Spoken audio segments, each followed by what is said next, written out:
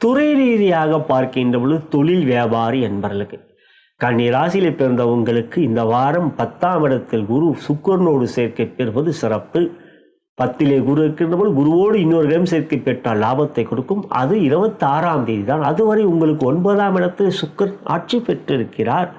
வரவுகள் பல வகையில் உங்களுக்கு வந்து சேரும், செலவுகளும் கட்டுக்குள் இருக்கும்.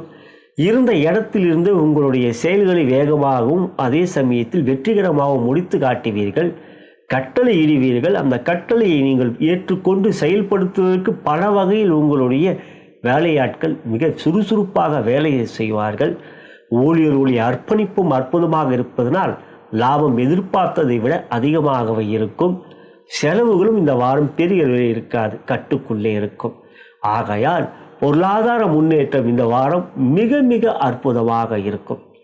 உத்தியோகத்தை பொறுத்தவரை சூரியன் லாபத்தை